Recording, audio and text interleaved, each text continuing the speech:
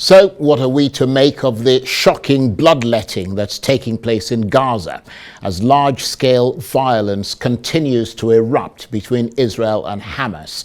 Violence that's killed several thousand civilians. And then on Tuesday night came that terrible explosion at a hospital in Gaza, probably the largest single loss of Palestinian life in the entire Israeli-Palestinian conflict, with hundreds of people reported to have been killed. There are conflicting reports about what caused the blast. A spokesman for the Israeli Defense Forces insisted it was a misfiring missile launched from Gaza by the militant group Islamic Jihad, which struck the building. But the Palestinian authorities dispute that claim, saying that the militants do not have a rocket capable of such destruction.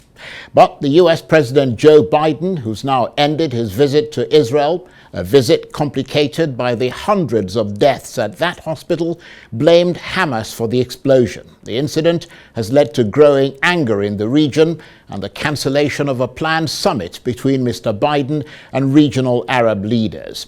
Correspondents say that whatever the outcome of investigations into the blast, across the Middle East, Israel's version of events is likely to be ignored or rejected.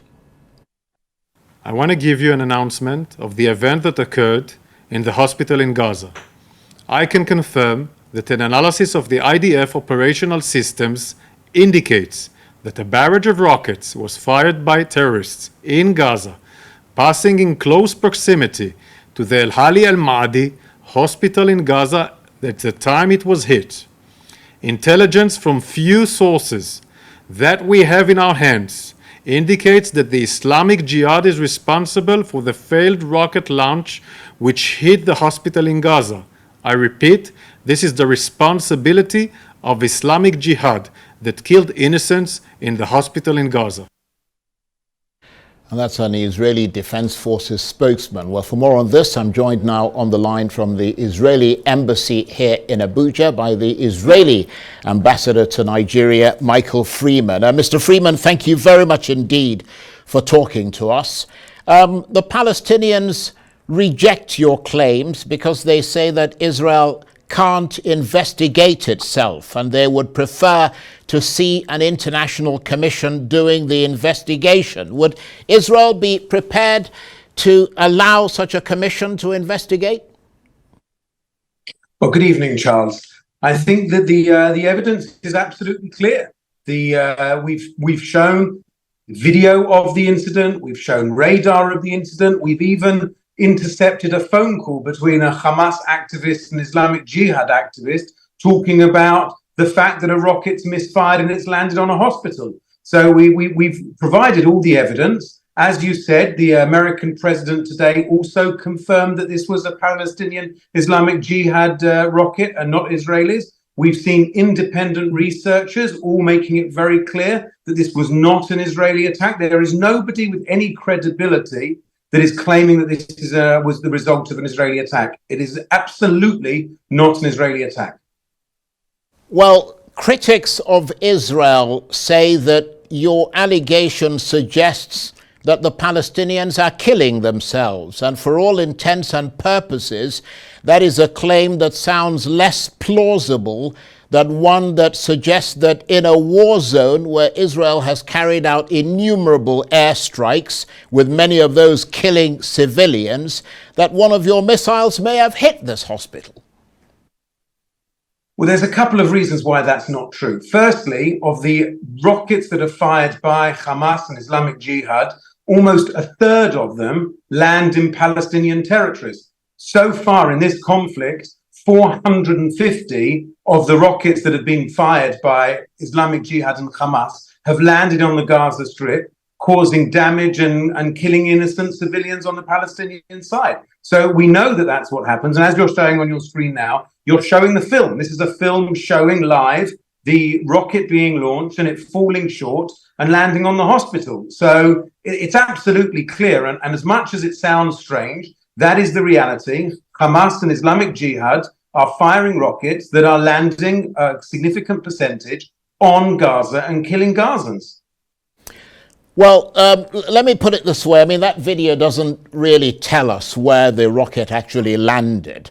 But the United Nations has accused Israel of attacking an area where some 600,000 Gazans obeyed the Israeli order to evacuate from the north and go south, believing it would be safe there. But yesterday, the UN said that a school which was sheltering Gazans who had fled from their homes came under attack, and 6 people were killed and dozens injured. And the UN described it as a flagrant disregard for the safety of civilians. And then within hours of that came the news of an explosion at that hospital. I mean, I'll let you connect the dots for us. Well, there's no dots to connect. So the reality is this, I must be honest, I don't know about the incident at the school, and I can certainly find out and we can have a further conversation about that. And I'm not going to make any comment about it because I don't know enough. But I do know enough about the hospital, and that's the reality. And we have to also understand who are the people who are accusing here of Israel being guilty. This is Hamas.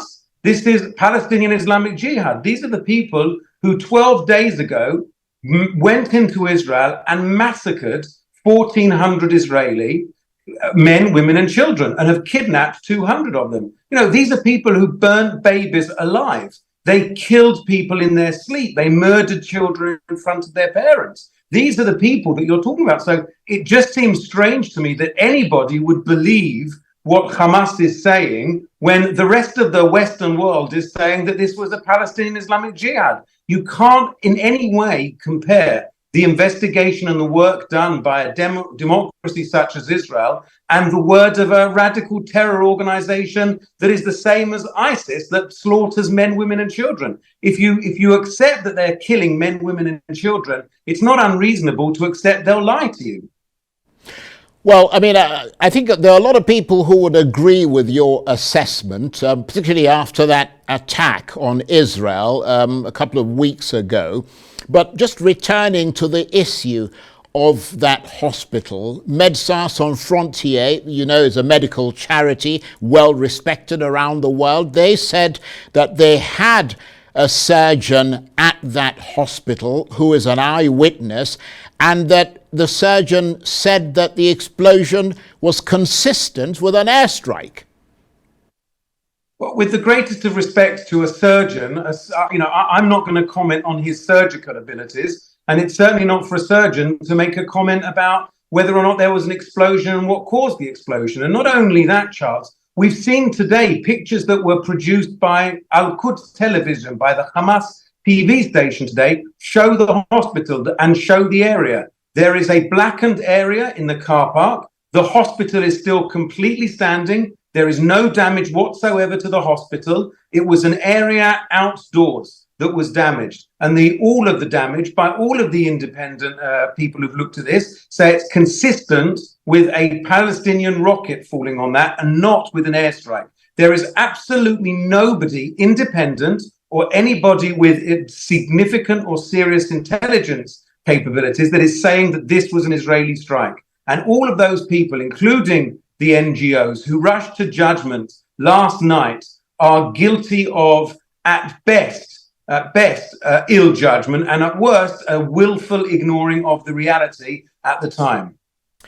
Well, let's move away from that slightly, and let me ask you this, Ambassador. Do you believe that Israel will gain more security after this war, or will it simply feed the vicious, endless cycle of violence, blood, and death in that region?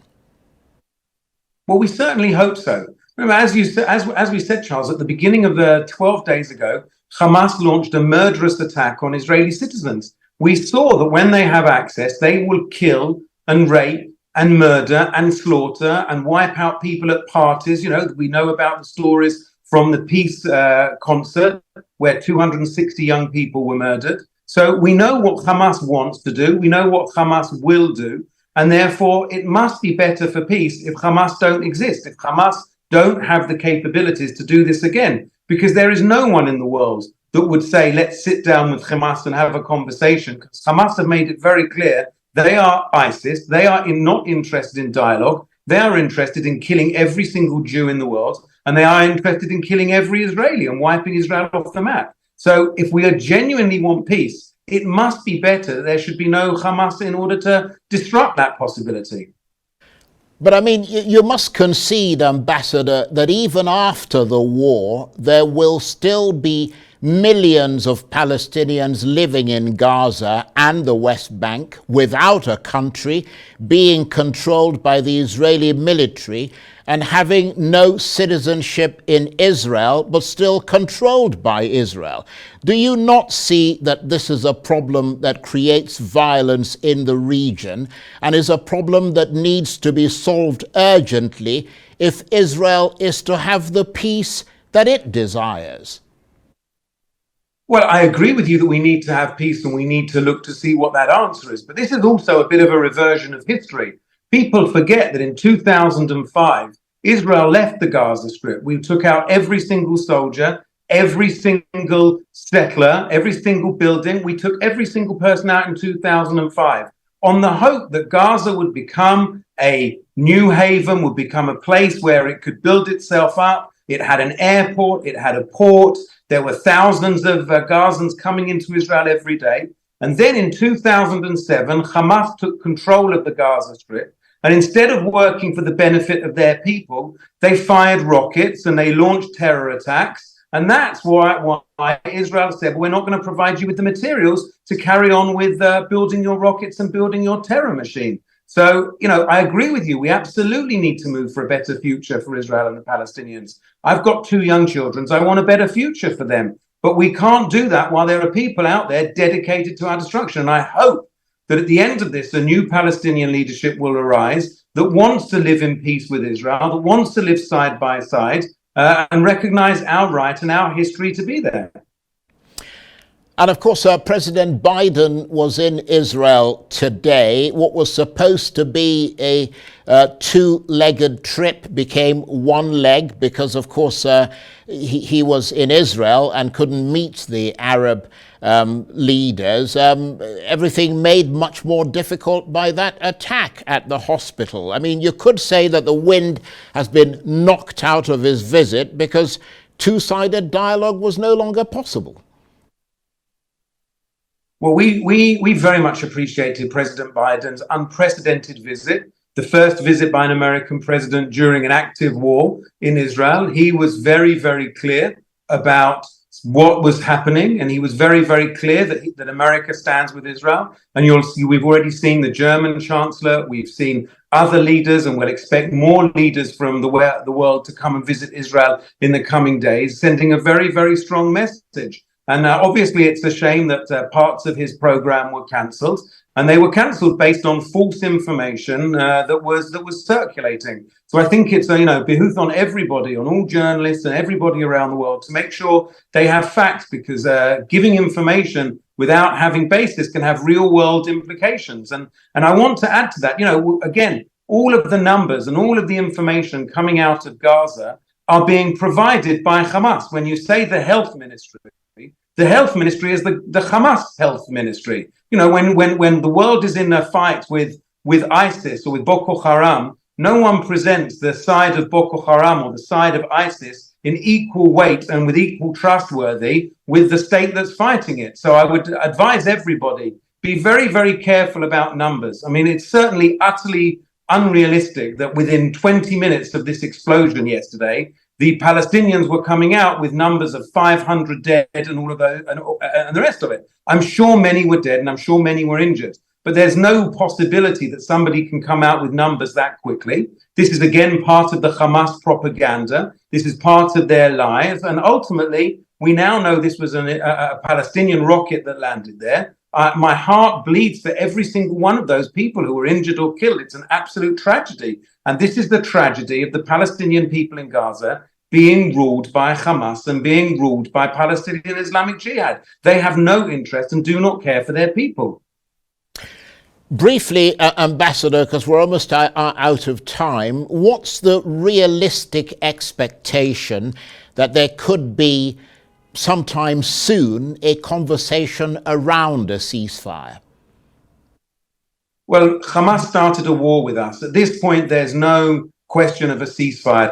After a country's been attacked and 1,400 of our citizens have been brutally murdered, we will make sure that Hamas no longer have the capability. If tomorrow Hamas unconditionally surrender, they return all of our hostages, and the leadership there commits to a peaceful future, it will all stop. But we need Hamas to unconditionally surrender. We need them to return our 200 hostages, and then we will be able to move forward.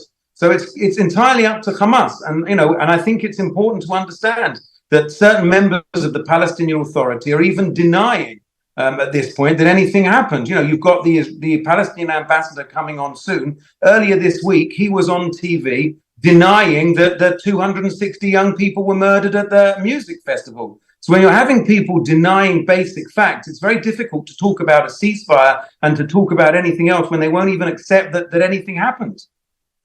Well, you can be sure, Ambassador, that we will put his feet to the fire, like we would any other person. I have no doubt, as you have to me as well. Including yourself. I want to thank you very much indeed. Michael Freeman is the Israeli ambassador to Nigeria. He was talking to me there on the line from Abuja.